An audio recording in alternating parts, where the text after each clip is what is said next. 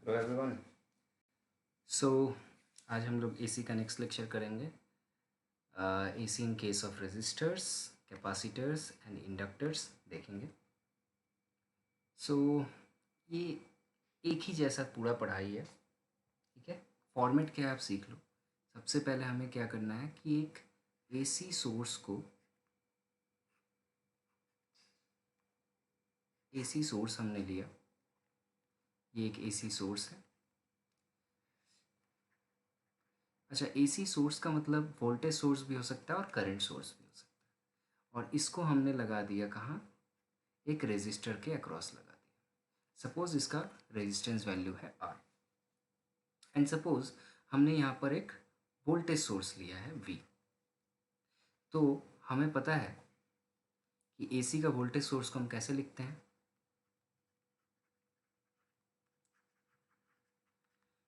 That V is equal to V M sine omega T. You already know that.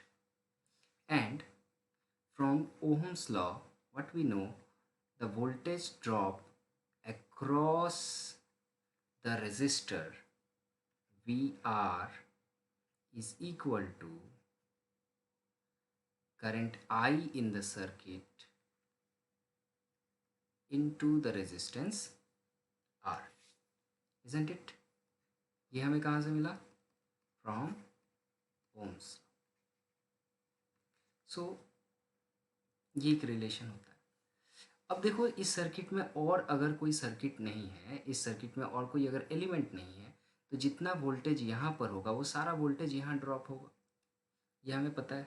एक से ज़्यादा elements होते हैं तो फिर वोल्टेज ड्रॉप अलग अलग जगह होता है, तो सारा वोल्टेज जो है वो यहीं ड्रॉप होगा। तो V R is equal to V हो रहा है वहाँ। तो हम अगर करंट निकालेंगे, so current will be equal to V by R.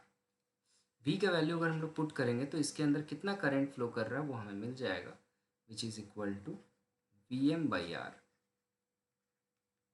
Sine omega T. जहाँ पर हम लोग इस वी एम बाई आर को रिप्रेजेंट कर सकते हैं मैक्सिमम करंट आई एम। तो ये जो हमारा करंट इक्वेशन हो जाएगा वो होगा I is equal to I M sine omega T. तो रेजिस्टर्स में ऑल्टरनेटिंग करंट और ऑल्टरनेटिंग वोल्टेज का जो रिलेशन है वो हमें मिल गया। ये ऐसा रिलेशन होता है। जब भी ऐसा कुछ आए आपके पास, आपको क्या करना है, कॉन्क्लूड करना है ओवरऑल। क्या कॉन्क्लूड करना है, और टोटल रिजल्ट जो आया उसको आप बोल सकते हो पहला रिलेशन बिटवीन।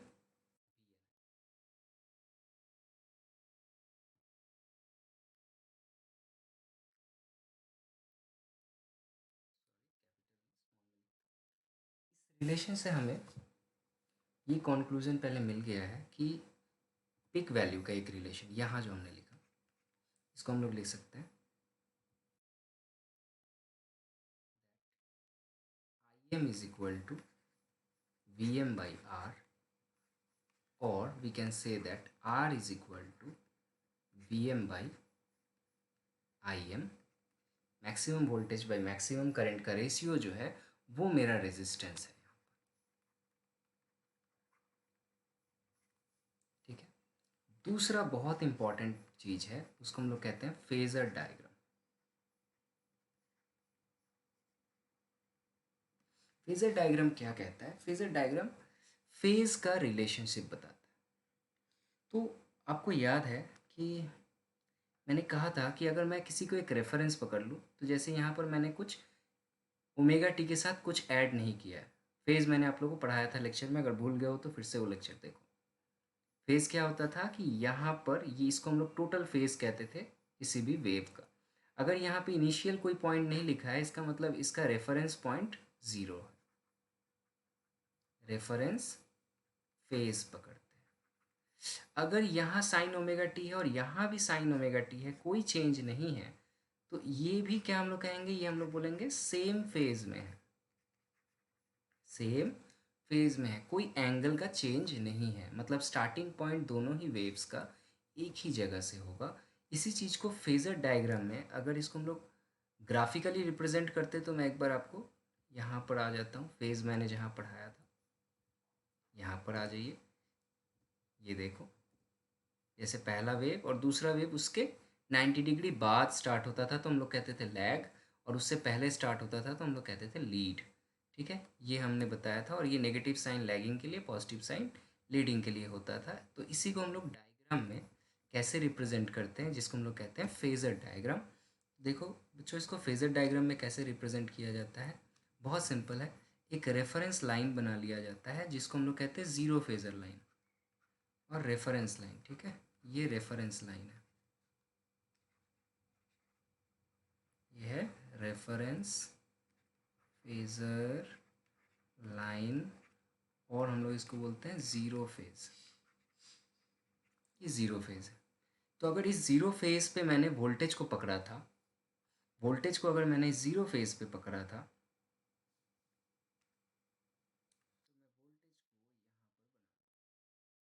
इसका जो लेंथ होगा वो इसका मैग्नीट्यूड डिनोट करेगा, just like vector diagram.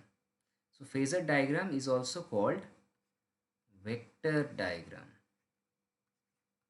Somewhere. तुम लोग के बुक में शायद ना लिखा हो, लेकिन ये इसको वेक्टर डायग्राम भी कहते हैं। सो ये जो है ये मेरा वोल्टेज रिप्रेजेंट कर रहा है। ठीक है, और आप देखो करंट भी उसी फेज में है, लेकिन करंट का जो मैक्सिमम वैल्यू है, यहाँ देखो करंट का जो मैक्सिमम वैल्यू है वो वोल्टेज के मैक्सिमम वैल्यू से कम है, क्योंकि वो आर से डिवाइडेड हो रहा है। तो इसका मतलब जो मेरा करंट होगा वो भी सेम फेज में होगा, सेम डायरेक्शन में होगा, लेकिन उसका मैग्नीट्यूड थोड़ा सा कम होगा। So this is the phasor diagram for resistors. Now in case of inductor procedures is same. क्या करना है हमें, सबसे पहले एक ऑल्टरनेटिंग करंट का सोर्स लेना है एंड देन इसको कनेक्ट कर देना है एक इंडक्टर से। So here suppose a inductor of length L, और ये एक एसी सोर्स है, और यहाँ पर हम लोग इसको करंट सोर्स भी पकड़ सकते हैं, वोल्टेज सोर्स भी पकड़ सकते हैं। लेकिन क्या पकड़ेंगे ना, ये बहुत इंटरेस्टिंग होता है। आप कुछ भी पकड़ सकते हो। मैंने पिछले वाले में मैंने वोल्टेज सोर्स को लेके फिर करंट निकाला। जरूर हम लोग करंट सोर्स को लेके भी वोल्टेज निकाल सकते थे। कुछ भी आप पकड़ सकते हो, नो प्रॉब्लम। ठीक है, मैं क्यों पकड़ता हूँ अभी आपको समझ में आएगा, मैं क्या लेता हूँ। मुझे रिलेशन याद है कि इंडक्टर में करंट और वोल्टेज का क्या रिलेशन होता था, वो बहुत इंपॉर्टेंट होता है। ठीक है ना। सो हम लोग को पता है कि in inductors what is the relation between voltage and current? Voltage is equal to L di by dt. This is the relation. सो इस रिलेशन में देखो, आप अगर आपको करंट का वैल्यू पता है तो आप उसको डिफ्रेंशिएट करोगे तो आपको वोल्टेज मिल जाएगा। इसीलिए मैं क्या करूँगा, यहाँ पे रेफरेंस के तौर पे मैं करंट ले लूँगा। अगर आप वोल्टेज लोगे तो वोल्टेज पुट करोगे, करंट निकालने के लिए इंटीग्रेशन करना पड़ेगा, नो प्रॉब्लम, आंसर तब भी आएगा। ठीक है ना। सो ऐसा मत सोचो कि एक ही पॉइंट होता है, तो आप कैसे भी कर सकते हो। मुझे ईजी लगता है, मैं करंट को रेफरेंस ले लेता हूँ। तो मैं बोल सकता हूँ वी नो दैट, अगर ये मैं एसी सोर्स ले लूँ, एसी करंट सोर्स ले लूँ यहाँ पर, ठीक है, आई ले लिया मैंने। We know that I is equal to I M sine omega T, ये सोर्स मैंने यहाँ ले लिया। Again from above equation v is equal to L di by dt, if we substitute the value,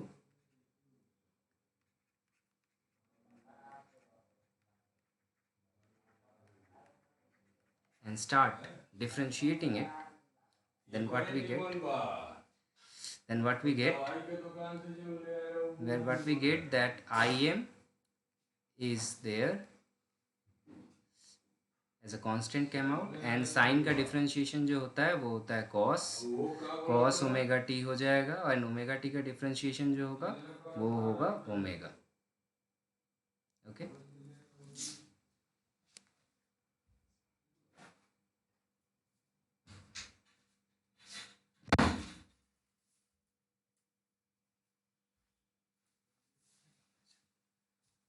sorry, या so omega बाहर आ जाता है, ये पता है आपको। तो मैं इसको एक बार रीराइट कर दूँ। ये इक्वेशन कुछ ऐसा हो गया that omega L I M cos omega T, जैसे हम लोग वहाँ पर वोल्टेज के इक्वेशन, करंट के इक्वेशन में आई एम लिख देते थे, तो वोल्टेज के इक्वेशन में इसको हम लोग क्या लिख सकते हैं, V M cos omega T. और कॉस और साइन में रिलेशन आपको पता है, कॉस को अगर मैं साइन में कन्वर्ट करना चाहूँ तो मैं इसको क्या लिख सकता हूँ, v is equal to V M sine omega T plus 90, ठीक है ना। So sine omega T plus 90 is equal to क्या होता है, कॉस ओमेगा टी। तो ये मेरा निकल गया वोल्टेज का और करंट के बीच में रिलेशन। अगर मेरा करंट हो रहा है ये, तो मेरा वोल्टेज बन रहा है यहाँ।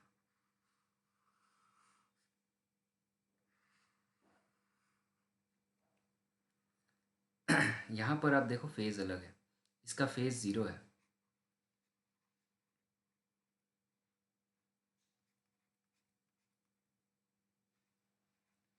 ज़ीरो रेफरेंस फेज है, लेकिन यहाँ पे फेज कितना है,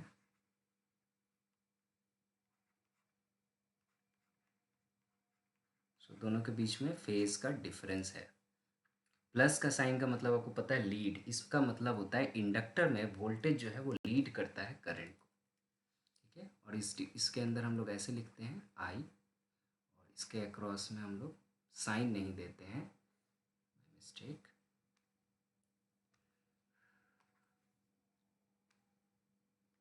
इसके अक्रॉस में वोल्टेज ड्रॉप जो हो रहा है वो वी हो रहा है, ठीक है, या वी एल लिख सकते हैं। तो ये रिलेशन मिल गया हमें वोल्टेज और करंट का। इसके बाद हम लोग क्या करते थे आपको पता है, लिखते थे कॉन्क्लूजन्स या रिजल्ट्स, क्या क्या हमें मिला। तो सबसे पहला जो रिजल्ट मिलता है वो करंट और वोल्टेज का पिक में क्या रिलेशन है, वो आपको यहाँ दिख रहा है। ये वी एम हमने कहाँ से लिखा है, यहाँ से omega L into I M.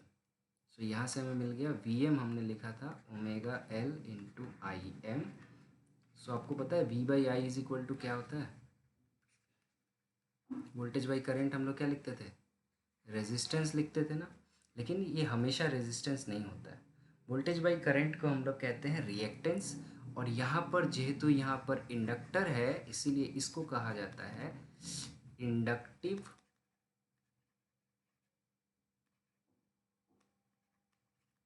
Reactance, और इसको डिनोट किया जाता है जेड एल से, ठीक है। और जेड एल ना दिखा के एक्सएल लिखो, क्योंकि जेड से हम लोग इम्पीडेंस डिनोट करेंगे, तो एक्स ही लिखते हैं, एक्सएल से डिनोट किया जाता है, that will be omega L. ये पूछा जाएगा what is called inductive reactance, inductive reactance is nothing but V M by I M in case of inductor which is equal to omega into L, ठीक है। दूसरा चीज़ हम लोग जो बहुत इंपॉर्टेंट लिखते थे वो क्या होता था, अच्छा और एक चीज़ बता दूं यहाँ पर, इसका यूनिट क्या होता है, तो इसका यूनिट जो होता है, इसका यूनिट ओहम ही होगा, इसका यूनिट जो है वो ओहम होगा, बिकॉज वोल्टेज बाई करंट का यूनिट ओहम होता है, ठीक है। इंडक्टर का यूनिट हेनरी होता है, ओमेगा का अलग यूनिट होता है, लेकिन दोनों को मिला के ओहम होता है।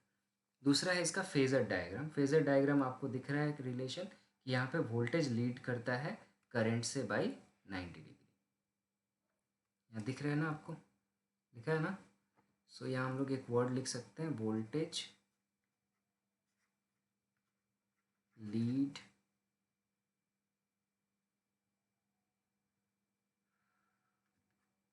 बाई 90 डिग्री, ठीक है।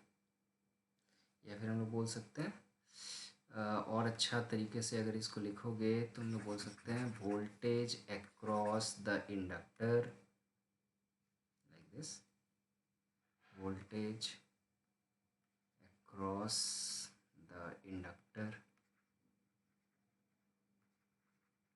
Leeds by 90 degree, leads 90 degree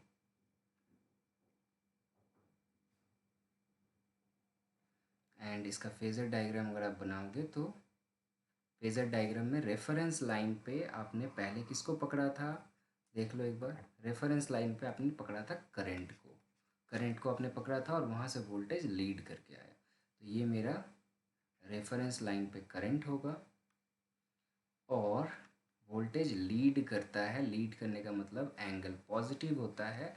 so ये 90 डिग्री एंगल टर्न कर दो और इसको बना दो voltage.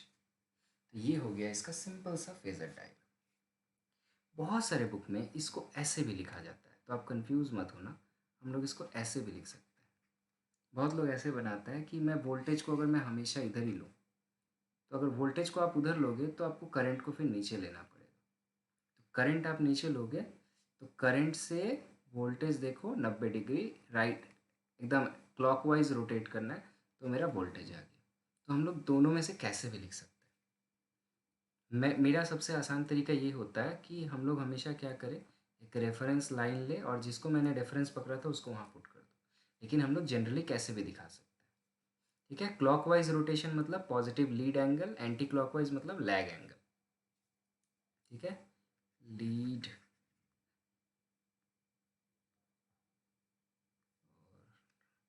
leave it, we already write the above. So I hope समझ में आया होगा आपको क्या होता है।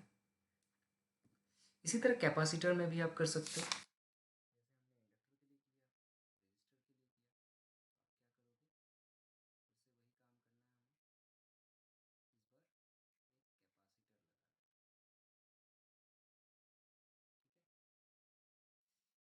और इस कैपेसिटर में आपको करंट लेना है या वोल्टेज सोर्स लेना है, ये आप कहाँ से चूज़ करोगे, रिलेशन क्या होता है इन कैपेसिटर में। सो relation between voltage and current in case of capacitor, क्या होता है रिलेशन। अगर ये आपको पता है तो आप आराम से पता कर लोगे। रिलेशन होता है I is equal to C D V by D T. तो आप अगर वोल्टेज को रेफरेंस लोगे तो आसान होगा आपके लिए। चलो हम लोग वही करते हैं। तो हम लोग यहाँ पर एक वोल्टेज सोर्स ले लेते हैं और यहाँ से करंट आई जा रहा है। सो लेट कर लेते हैं, let a voltage source V which is equal to V M sine omega T. Therefore I is equal to C d by dt Vm sine omega T. And differentiation आपको आता होगा, I don't think so किसी को ज़रा सा भी problem होगा जो भी डिफ्रेंशिएट मैं यहाँ कर रहा हूँ उसको समझने में। Sorry, this is not sine, this become cos, right. या सो ये बन जाएगा कॉस ओमेगा टी। और जैसे आप लोगों को पता है इस टोटल चीज़ की जगह मैं क्या लिख सकता हूँ, आई एम लिख सकता हूँ। तो यहाँ तक बस यही तो हम लोग बार बार कर रहे हैं। तो मुझे करंट मिल गया और वोल्टेज मिल गया। मैंने वोल्टेज से शुरू करके करंट तक आया। तो जो मैंने जहाँ पे आया वो मेरा रेफरेंस इक्वेशन था और यहाँ का फेज़ मेरा रेफरेंस फेज़ होगा। तो इसका फेज़ अगर हम लोग पकड़ेंगे तो रेफरेंस फेज़ है ये, और ये कॉस में है वो साइन में है, ऐसा तो नहीं चलता है। तो हमको क्या करना पड़ेगा, इस कॉस को फिर साइन में कन्वर्ट करना पड़ेगा।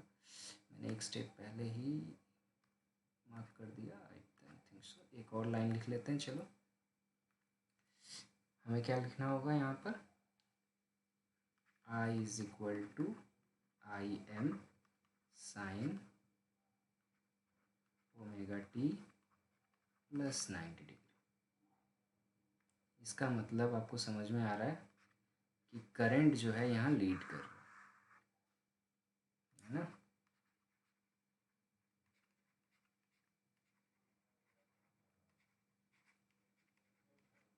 90 डिग्री लीड कर रहा है।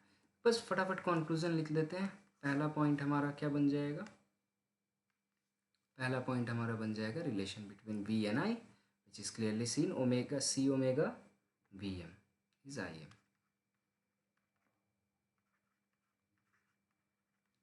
एंड हमें पता है Vm/Im जो होता है ये हमेशा क्या होता है, रिएक्टेंस होता है। यहाँ पर कैपेसिटर के लिए निकाल रहे हैं हम लोग, सिर्फ कैपेसिटर है तो इसको हम लोग कहेंगे कैपेसिटिव रिएक्टेंस।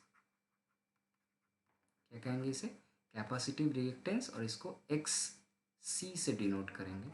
तो ओमेगा M/Im करोगे तो देखो क्या आ रहा है, 1/ω/c आ रहा है। मैं एक बार रीराइट कर दे रहा हूँ, और इसका भी यूनिट क्या होगा, ओम्स होगा। ठीक है, क्योंकि V/I का यूनिट ओम होता है।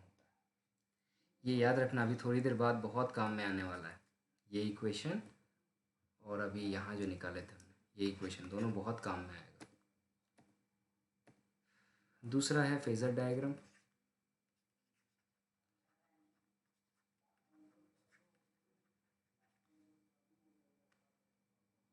बहुत इंपॉर्टेंट होता है, याद रखना फेजर डायग्राम, इसको भूलना नहीं, एग्ज़ाम में आएगा ही आएगा, बहुत साल पूछा गया है। सो फेजर डायग्राम के लिए हम लोग रेफरेंस लेते हैं, हमने वोल्टेज को रेफरेंस पकड़ा था। सो मेरा वोल्टेज हो गया रेफरेंस लाइन पर, और करंट जो है लीड कर रहा है बाई एंगल 90।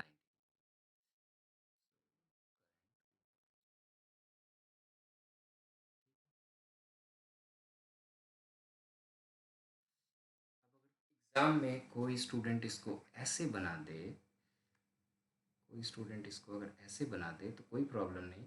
अगर कोई चाहे कि नहीं मैं करंट को रखना चाहता हूँ रेफरेंस पे, भाई रखो, तो वोल्टेज उसका लैग होना चाहिए, 90 डिग्री उससे लैग करना चाहिए, तो फिर मेरा वोल्टेज नीचे आ जाएगा। ये मेरा वोल्टेज हो जाएगा, और ये हो जाएगा 90 डिग्री। ठीक है, ये था सिंपल सा मेरा एक एसी को रेजिस्टर, कैपेसिटर और इंडक्टर में कैसे हम लोग रिप्रेजेंट कर सकते हैं। एसी जो होगा हम लोग का sinusoidal response in RL circuit, इसको एक और नाम से कहा जाता है, इसको एक और नाम से पढ़ा जाता है, इसको हम लोग कहते हैं सिनुसॉइडल रिस्पॉन्स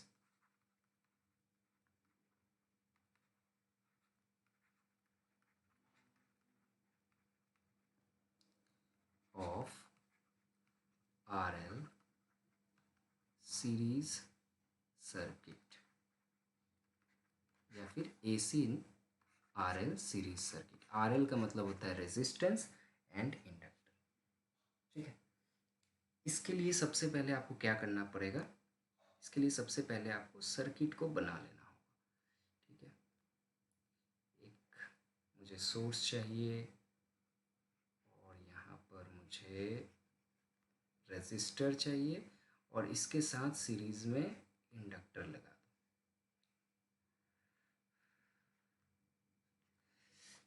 अब आपका वही बड़ा क्वेश्चन कि सर क्या पकड़े, ये जो सोर्स है मेरा, ये सोर्स क्या वोल्टेज सोर्स होगा या करंट सोर्स होगा। वोल्टेज सोर्स पकड़े, करंट सोर्स पकड़े, ये क्वेश्चन में अगर आप जब भी कंफ्यूज हो, मैंने आपको पहले बताया था रिलेशन देखना। तो इंडक्टर में आपने देखा था कि इंडक्टर में जो रिलेशन होता है वहाँ डिफरेंशिएशन आई का होता है, तो मैं अगर आई पकड़ूंगा तो सुविधा होगा, और रेजिस्टेंस में कोई फ़र्क पड़ता नहीं है, रेजिस्टेंस में आप जो पढ़ो वो चल जाता है। तो यहाँ पर हम लोग जो चेक करेंगे, यहाँ पर हम लोग करंट सोर्स ले लेंगे।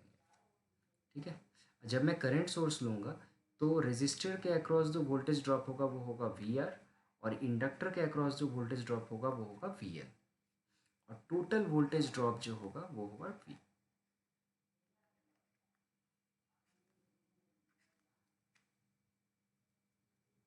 क्लियर, सर्किट समझ में आ गया आपको। उसके बाद हम लोग बोल सकते हैं let the applied current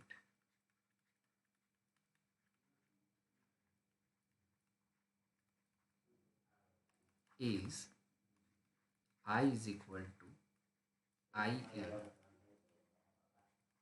sin omega T. ठीक है, एंड ऑब्वियसली आपको इसको अंडरलाइन करके रखना चाहिए, क्योंकि ये फेजर डायग्राम में काम में आएगा। ये हमने यहाँ पर अप्लाई कर दिया है। और हम लोग ये भी कह सकते हैं कि VR जो है ये है वोल्टेज ड्रॉप अक्रॉस रेजिस्टर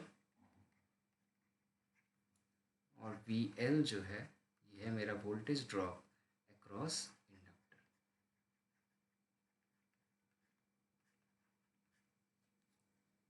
ठीक है, और हमें रिलेशन भी पता है। हमें क्या रिलेशन पता है? हमें पता है कि V R is equal to होता है आई इंटू आर। बहुत सिंपल सा रिलेशन है। तो यहाँ से मुझे वी आर मिल जाएगा। कितना मिल जाएगा? आई का वैल्यू है I M R sine omega T. चलो, मुझे वी आर मिल गया। ठीक है, अगेन हमें वी एल के बीच में भी रिलेशन पता है। Voltage across inductor is current into inductance L into D I by D T. तो यहाँ तो एल हमें पता है, बस आई का वैल्यू बिठा दो।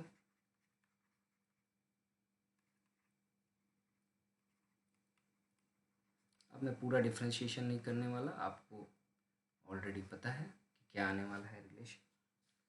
मैं वो लिख दे रहा हूँ total omega L I M and cos हो जाएगा। कॉस को मैं फिर साइन में अगर कन्वर्ट करूँगा जैसे मैंने जस्ट थोड़ी देर पहले किया था, तो ये हो जाएगा ओमेगा टी प्लस 90 डिग्री, है ना। सो ये दोनों रिलेशन हमें मिल गए। Just wait for a minute.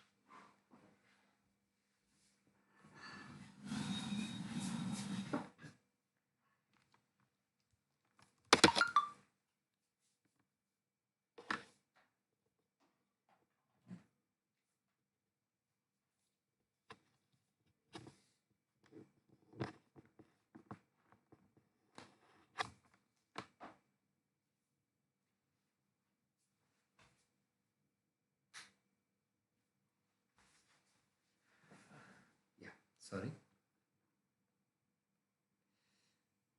तो ये दोनों रिलेशन हमें मिल गया वोल्टेज और करंट में। तो मैं टोटल वोल्टेज बता सकता हूँ। Total voltage is equal to V R plus V L, और इसका वैल्यू सब्सटीट्यूट कर सकता हूँ। वी आर का वैल्यू हमें मिला I M into R sine omega T, और वी एल का वैल्यू हमें मिला omega L I M sine omega T plus 90।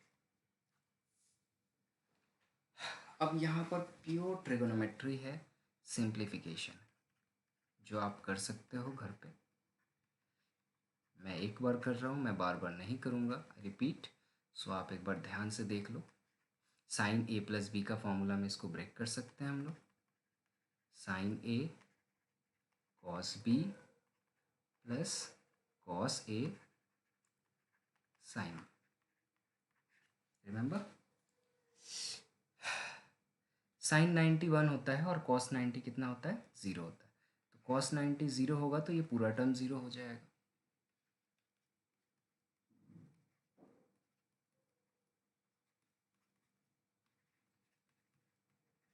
और यहाँ पर साइन 91 हो गया तो ये हो जाएगा कॉस ओमेगा।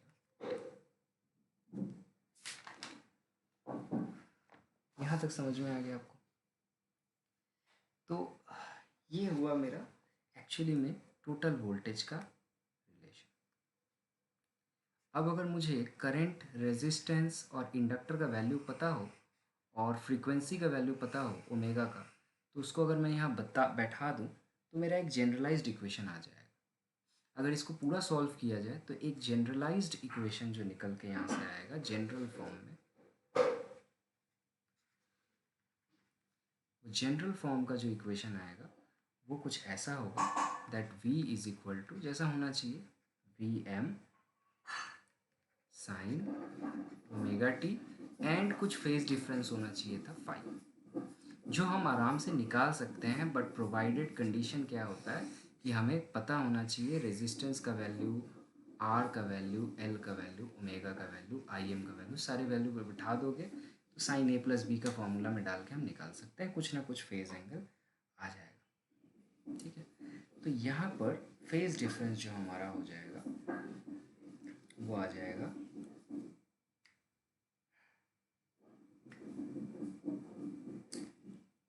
ठीक है। एक दूसरा तरीका हो सकता है कि हम इन दोनों को कंपेयर कर दें, general form and proper form को कन्फ्यूम। ये मेरा जनरल फॉर्म है और ये प्रॉपर आंसर आया है, तो इसको मैं बोल सकता हूँ प्रॉपर फॉर्म। इन दोनों को इक्वेट कर दो, इन दोनों को इक्वेट कर दोगे तो आपको वैल्यू मिल जाएगा। कैसे मिलेगा चलो हम लोग देखते हैं। दोनों एक ही इक्वेशन है ना, तो मैं दोनों v को इक्वेट कर सकता हूँ, तो मैं लिख सकता हूँ V M sine omega T plus five is equal to I M R sine omega T plus omega L I M cos omega T. अब इसको आप साइन ए प्लस बी का फॉर्मूला में ब्रेक कर दो, तो ये हो जाएगा V M sine A cos B if you remember plus cos A sign.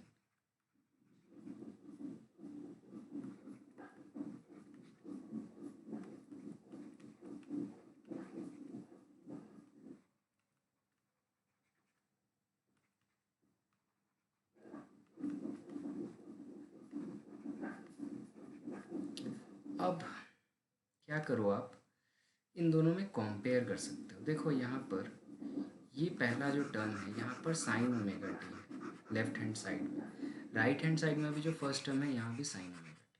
तो ये दोनों को आप क्या कर सकते हो, इक्वेट कर सकते हो।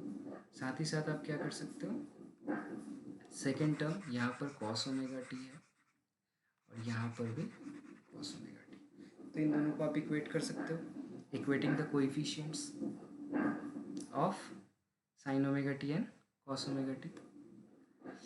सो हम लोग यहाँ लिख सकते हैं equating the coefficient of sine omega T and cos omega t. Left hand side and right hand side में अगर हम लोग कंपेयर करें तो एक इक्वेशन हमें मिलेगा that V M sine omega t cos phi is equal to I M R sine omega t. So sine omega t cut जाएगा and V M cos phi बराबर आई एम इंटू आर आ जाएगा। Yes और no? ठीक है, इसको मैं चलो एक इक्वेशन नंबर 1 दे देता हूँ। सिमिलरली हम लोग सेकेंड इक्वेशन क्या इक्वेट कर सकते हैं, that V M cos omega t into sine phi is equal to omega L I M cos omega t. So यहाँ भी कॉस ओमेगा टी कट जाएगा, यहाँ वी एम साइन फाइव बराबर आ जाएगा ओमेगा एल आई एम।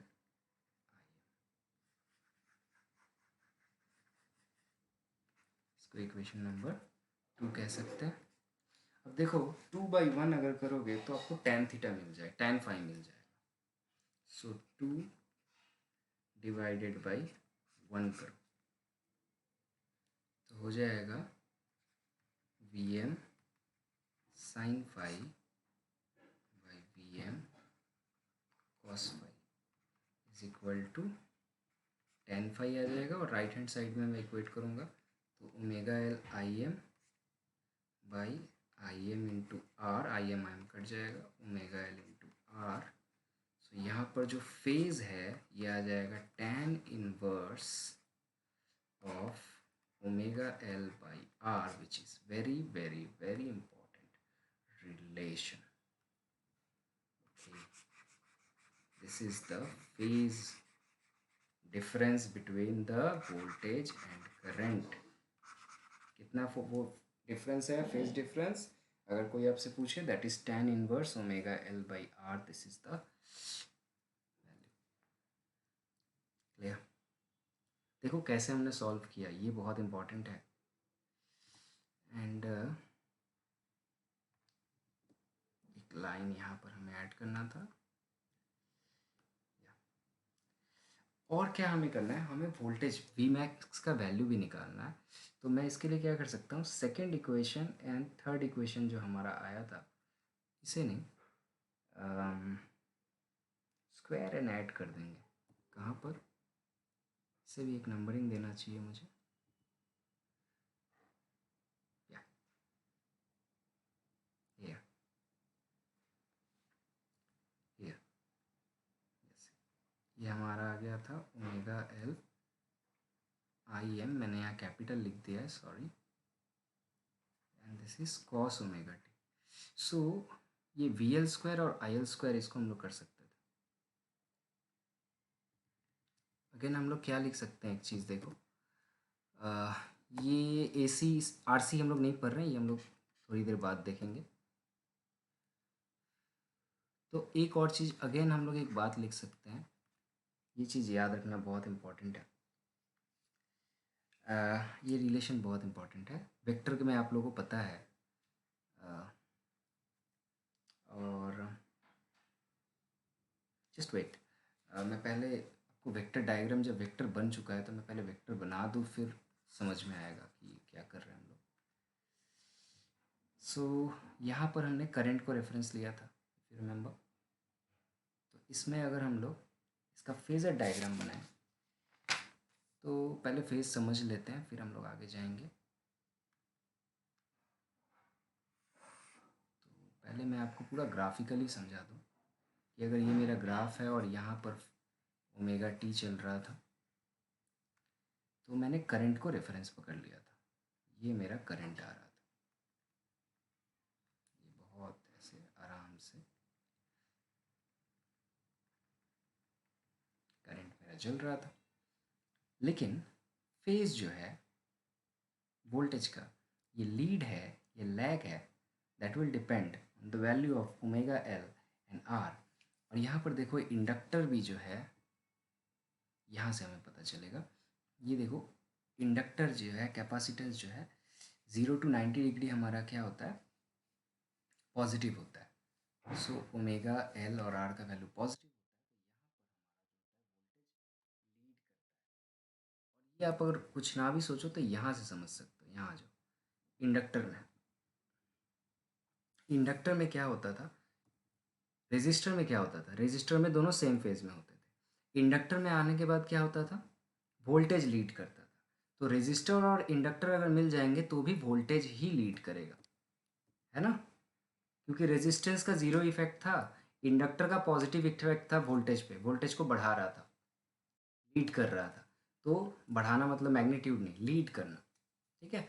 तो यहाँ पर क्या होगा हमारा, जब रेजिस्टेंस और इंडक्टर साथ में है तो वोल्टेज ही लीड करेगा। और यहाँ हमें दिख भी रहा है ओमेगा एल आर पॉजिटिव है तो फाई पॉजिटिव आएगा, पॉजिटिव आने का मतलब लीड करेगा। इसका मतलब अगर ये मेरा करंट का इक्वेशन है, मैं रेड कलर से करंट शो कर रहा हूँ, तो मेरा वोल्टेज जो होगा वो इसको लीड करेगा समवेयर, मतलब पहले ही स्टार्ट हो जाएगा। एंड वोल्टेज ऑब्वियसली करंट से ज़्यादा होता है मैग्नीट्यूड में, so that will be something like this.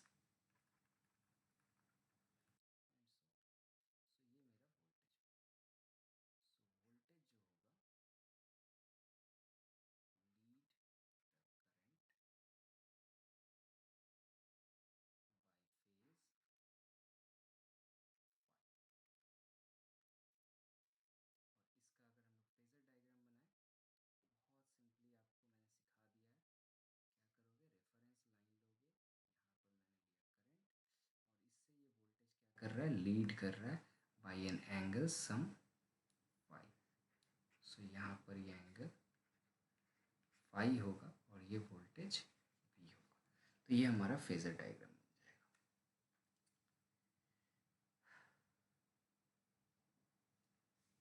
Clear.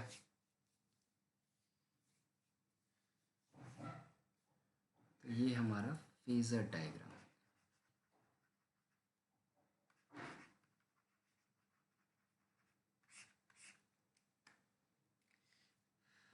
देखो थोड़ा कॉम्प्लिकेटेड सा लग सकता है क्योंकि इक्वेशंस ही इक्वेशंस है, बट डिफ़िकल्ट नहीं है, सिंपल है। अब एक चीज़ और हमें देखना है, वो है इसमें पिक वैल्यू ऑफ मैग्नीट्यूड का रिलेशन क्या होता है। तो ये याद रखना आप कि हमें पता है कि मैंने अभी लिखा था V M is equal to V L plus V R, और ये सारे ही वेक्टर्स हैं ना, एक्चुअली में वेक्टर के फॉर्म में लिखता है। तो एक्चुअली में जो रिलेशन होता है मैग्नीट्यूड का, वो हम लोग ऐसे लिख सकते हैं, स्क्वायर रूट दे के दोनों का स्क्वायर, इन दोनों का स्क्वायर कर दो तो हो जाएगा। और वी एल का और वी आर का पिक वैल्यू मतलब मॉड वैल्यू आपको लेना है। तो वो कहाँ पर दिख रहा था मुझे, देखो यहाँ दिखा है, यहाँ पर है ना, ये रहा।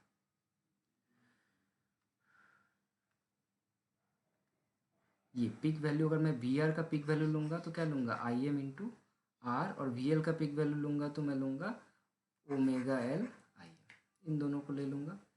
ये इनके पिक वैल्यूज़ है ना, इसको बस यहाँ पर क्या करेंगे, हम सब्स्टिट्यूट कर देंगे।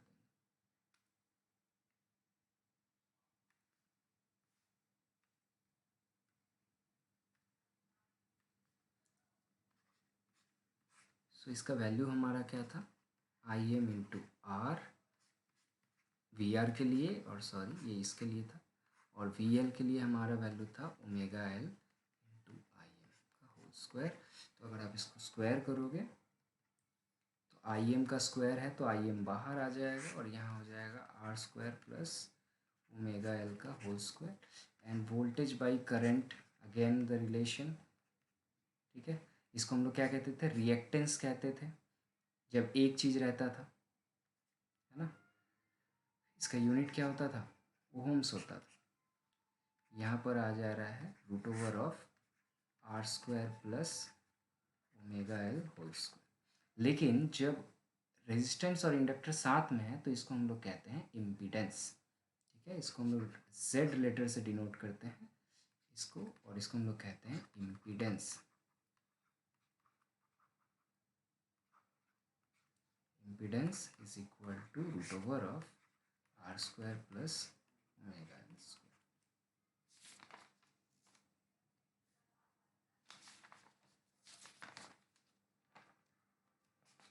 ठीक है, तो ना ये रिएक्टेंस है ना कैपेसिटिव रिएक्टेंस है, ये सिंपली इम्पीडेंस है, जिसको हम लोग जेड लेटर से डिनोट करते हैं, जिसका वैल्यू होता है R square plus omega L square, ठीक है। ये इसका फॉर्म होता है रिप्रेजेंट करने का। तो आपसे अगर कोई पूछे कि मैं इसको थोड़ा हाईलाइट कर दूं, फिर आपको हो जाता हूँ आगे। ये रिलेशन बहुत इंपॉर्टेंट है, कभी कभी एग्ज़ाम में ऐसा क्वेश्चन पूछा जाएगा, ये भी अभी हम लोग नहीं पढ़ेंगे। दैट रिलेशन क्या क्या आप बना सकते हो, तो आप याद रखना I M is equal to V M by Z, या फिर ऐसे लिख सकते हो Z is equal to V M by I M, या फिर आप ऐसे रिलेशन लिख सकते हो V M is equal to Z into I M. जो ओम्स लॉ में जो रिलेशंस आते थे, जहाँ रेजिस्टेंस बैठता था वहाँ पर अब ये इंडक्टेंस बैठेगा। तो ये पहला एक रिलेशन आप याद रखना। दूसरा एक रिलेशन क्या याद रखना, कि ऐसा भी होता है दैट मैंने लिखा I M is equal to V M by Z, तो लोग बोलेगा अच्छा आर एम एस के लिए क्या बोलोगे आप, तो आर एम एस भी सेम होता है। आर एम एस बोलो पिक बोलो, दोनों में अगर सेम रिलेशन लोगे तो इम्पिडेंस अपने जगह पे ही रहेगा। ये रिलेशन याद रखना। और तीसरा जिसको हम लोग कहते हैं complex number relation, complex plane, जिसको आर्गन प्लेन कहते थे, उसमें याद रखना इसको हम लोग कॉम्प्लेक्स नंबर के फॉर्म में भी रिप्रेजेंट कर सकते हैं इम्पिडेंस को। इसको कॉम्प्लेक्स नंबर के फॉर्म में ऐसे रिप्रेजेंट करते हैं R plus J omega L, ऐसे। तो जब इसका आप मैग्नीट्यूड लिखोगे तो ये हो जाएगा root over of R square plus omega L whole square. और इसका फेज़ अगर निकालोगे, तो फेज़ आपने याद किया था ना, कॉम्प्लेक्स नंबर चैप्टर में कैसे निकालते थे, tan इनवर्स जे के सामने जो होता था divided by real number complex part by real part. तो देखो इसका फेस तो इतना ही आया था एक्चुअली में, और इसका मैग्नीट्यूड इतना। तो ये तरीका है हमारा कैलकुलेट करने का। ओके, और ये फेज़ हमारा यहाँ आया, इन दोनों में जो फेज़ डिफरेंस है वो यहाँ पर दिख रहा है हमें, इन दोनों के स्टार्ट होने में कितना डिफरेंस है, तो यही इनका फेज़ डिफरेंस है। आज और ज़्यादा नहीं बताऊँगा मैंने जो भी बताया एक बार क्लियरली रिकैप करा दूँ, बहुत कुछ हो गया। सबसे पहले हमने क्या किया, आज एसी को हमने रेजिस्टर में देखा, और रेजिस्टर के केस में वोल्टेज और करंट के इक्वेशंस में कुछ खास अंतर नहीं होता, दोनों सेम फेज़ में होते हैं, इसीलिए इनका वेक्टर डायग्राम या फेज़र डायग्राम ऐसा होता है। और इनका जो मैक्स पीक वैल्यू का रिलेशन है वो जैसे ओम्स लॉ में था सेम था। इंडक्टर के लिए हमने डिराइव किया और यहाँ पर देखा कि वोल्टेज लीड करता है 90 डिग्री, ये बहुत इंपॉर्टेंट है। यहाँ पर वोल्टेज लीड करता है इंडक्टर में 90 डिग्री। शॉर्ट क्वेश्चन पूछेगा किस में लीड करता है, किस में लैग करता है। कैपेसिटर में करंट लीड करता है, इंडक्टर में वोल्टेज लीड करता है, यही ट्रिक है, इंडक्टर में वोल्टेज लीड करता है। ओके, और यहाँ पर वोल्टेज बाई पिक करंट का वैल्यू जो होता है वो ओमेगा एल के बराबर होता है, जिसे हम लोग इंडक्टिव रिएक्टेंस कहते हैं। कैपेसिटर में भी हमने ऐसे रिलेशन निकाला और देखा कैपेसिटर में करंट लीड कर रहा है, और यहाँ पर इंडक्टिव रिएक्टेंस आता है जिसका वैल्यू ओमेगा सी नहीं 1/ओमेगा सी होता है, याद रखना। उसके बाद हमने इनका सीरीज कॉम्बिनेशन देखा, रेजिस्टर का और इंडक्टर का। यहाँ पर भी एक बड़ा हमने रेफरेंस में पहले करंट लिया, इस करंट को फिर हमने करंट की वजह से दो जगह ड्रॉपिंग हुआ, एक तो हमारा हो रहा है वोल्टेज ड्रॉप, है ना, एक हमारा हो रहा है voltage drop across resistor, voltage drop across inductor. So voltage drop across resistor के लिए हमने रिलेशन निकाला, इंडक्टर के लिए रिलेशन निकाला, इन दोनों को जोड़ दिया, जोड़ने के बाद हमने जनरलाइज्ड फॉर्म से इक्वेट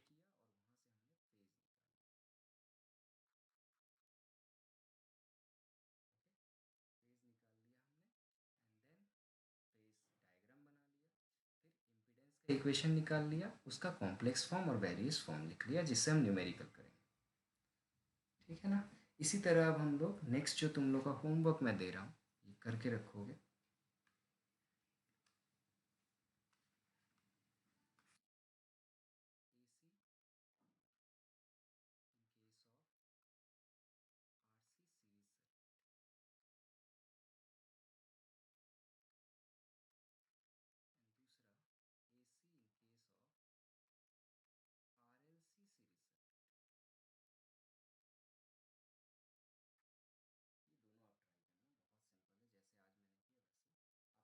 मेन इक्वेशंस पते होने चाहिए, फेज का इक्वेशन क्या है, इंडक्टेंस का इक्वेशन क्या है, इम्पीडेंस का इक्वेशन क्या है, रिलेशन क्या है। करोगे आसान है, ठीक है। अगर डाउट होगा मुझसे पूछना। तो ये चैप्टर ऑलमोस्ट ख़त्म हो जाएगा, फिर न्यूमेरिकल पोर्शन ही बच जाता है। ओके।